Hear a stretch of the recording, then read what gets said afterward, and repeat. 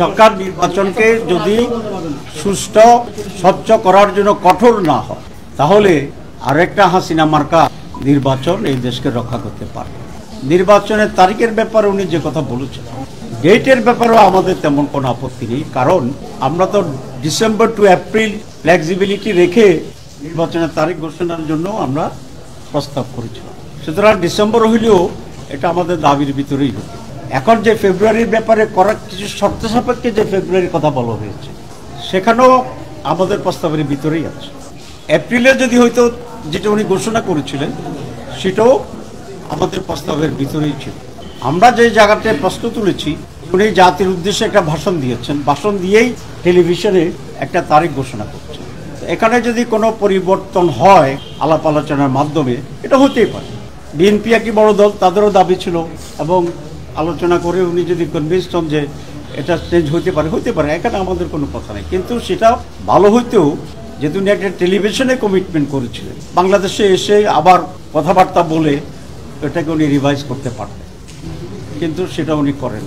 ওয়ালটন আবারও মিলিয়নিয়ার অফারে ওয়ালটন ফ্রিজ কিনে আপনিও হয়ে যেতে পারেন মিলিয়নিয়ার।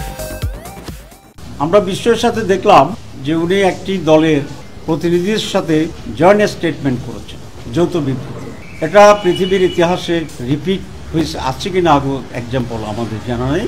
বিভিন্ন দেশের সরকারের সাথে প্রধান বিরোধী দল বা পার্লামেন্টের প্রতিনিধিত্বকারী দলগুলোর সাথে মিটিং হয়, কারণ তখন তাদের একটা স্ট্যাটাস ডিফাইন। তো এখানে বহুদলীয় গণতন্ত্রের 100-এরও বেশি দল আমাদের দেশে আছে, তাহলে তো এমন এক কালচার তৈরি হবে, উনি যার সাথে কথা বলেন একটা জয়েন্ট স্টেটমেন্ট করতে হবে।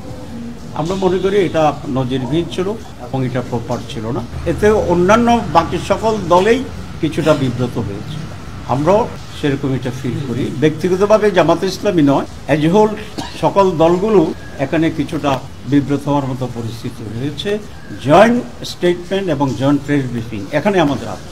আমরা সেই কারণে আমাদের এই ধারণা হয়েছে যে মাননীয় প্রধান উপদেষ্টা তার নিরপেক্ষতা হারিয়েছে, এবং এইভাবে যদি চলতে থাকে তাহলে যে সংস্কার কমিশন আছে এখনো তারা খুব বেশি অগ্রসর হতে পারবে না। সরকার নির্বাচনকে যদি সুষ্ঠু স্বচ্ছ করার জন্য কঠোর না হয় তাহলে আরেকটা হাসিনা মার্কা নির্বাচন এই দেশকে রক্ষা করতে পারবে। স্বরাষ্ট্রমন্ত্রীকে দেখলাম হঠাৎ করে পত্রিকায় যে লেভেল প্লেইং ফিল্ড তৈরি হয়ে গেছে, আমরা প্রস্তুত আছি। আমার কাছে এটা মনে হইল যে উনি লেভেল প্লেইং ফিল্ড কিভাবে বোঝায় উনি বুঝে না। যিনি একটা বিল্ডিং এর তালা খোলার মতো ব্যবস্থা করতে পারেন না এক মাসেও, 300টা কনস্টিটিউয়েন্সিতে উনি কিভাবে আইন শৃঙ্খলা রক্ষা করবেন, এটা খুবই একটা বিস্ময়ের ব্যাপার। আমি ওনাকে সংযতভাবে কথা বলার জন্য অনুরোধ করছি, এবং লেভেল প্লেইং ফিল্ড কি হবে নির্বাচনে কাকে বলে এটা বোঝার জন্য ওনার কাছে অনুরোধ করেছি।